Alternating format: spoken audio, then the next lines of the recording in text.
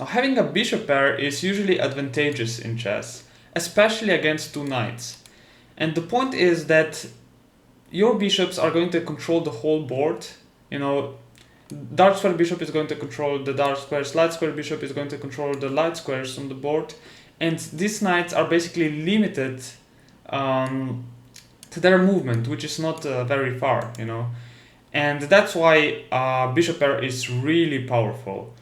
But the problem is that a lot of times we actually don't know how exactly to convert this advantage into a clear win. And a lot of times we manage to somehow even draw the position at the end, even though we had a nice advantage. Now in this video, I'm going to show you how to actually convert your bishop pair advantage into a win. Now in this position, as you can see, we have a bishop pair, we have a really nice position. Not only that, also the opponent's king isn't castled and won't be able to, because the last move we basically just exchanged queens, and we are castled. We're also ready to just move our rook here, get it ready on an open file. We have lead in development, but how to actually win this game? Well, first thing we're gonna do is we're gonna give him a check, activating our rook on the open file.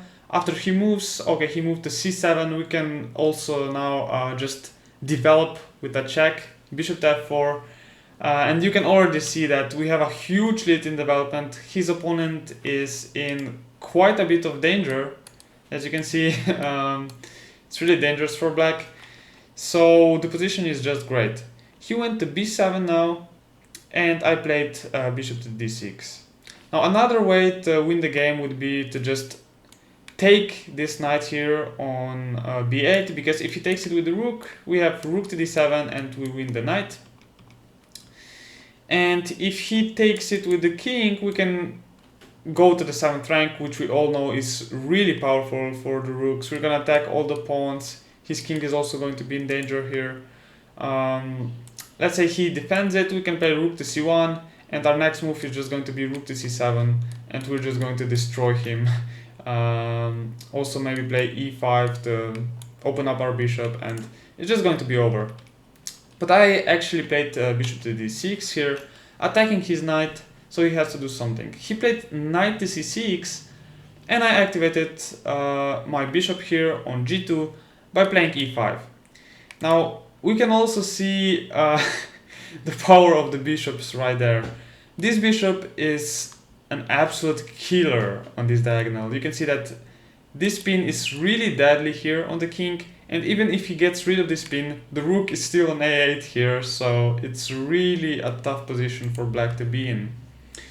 Now we also have active rooks, of course. We're gonna play rook to c1 next, and his rooks are just really passive at the moment. So, okay, he activated his rook by playing rook to c8, also putting more defense on this knight.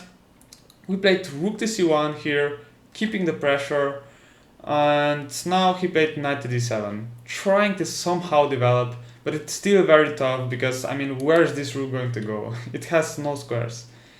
And also the king can't move anywhere. If he moves here, this knight just falls here. The knight can't move because of the pin, so it's really difficult. Now, what we have to do here basically is we have to keep on putting pressure on him. I mean, it looks like we've put a lot of pressure now, and we just need to do some final blow or something. Well, the correct continuation here is to just play b4. We have to use all our pieces, also our pawns, in the attack. You can basically see that the threat is just b5.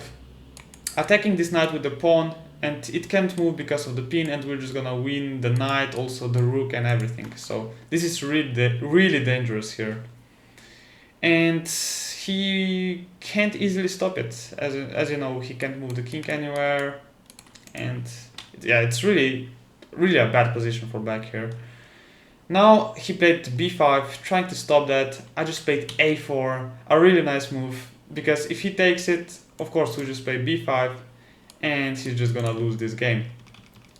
So that's why he played a6 here. I played rook to c2. Of course, we want to put even more pressure on this knight now, after he stopped our plan with b5. We want to play rook to c1, and then this knight is basically just going to be lost. Now he played king to b6, trying to get rid of this pin really desperately.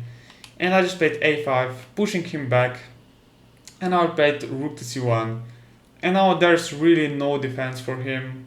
If he plays knight to b8, trying to defend this knight here, it's just really sad. As you can see, all his pieces are gathered here.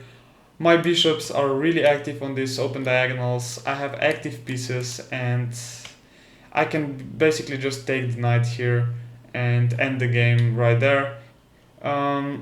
If he recaptures it, of course, the point is that this knight is going to fall and we're just a piece up in a winning position. So he didn't do that, but he took the pawn on e5, which is really similar. We just take the knight here and we're again a piece up. But now we're also going to win this knight because there's nothing he can do. He moved the king and resigned the game because we can just take this knight for free. So the most important thing is basically to open up your positions for your bishops. You know, if I played like e5 here, this bishop would have been quite bad. So that's why I played bishop to d6 to keep the bishop active here and only then play e5, so both my bishops have open diagonals and are powerful. You also want to keep up the pressure, you know, if you have leader in development, his king is kind of not safe. You just want to keep up the pressure, activate your pieces on really nice squares, and just don't let him escape and win the game like this. So this game was really beautiful, guys. If you enjoyed it, if you enjoyed today's video, please like it, share it, and I'll see you guys in the next video.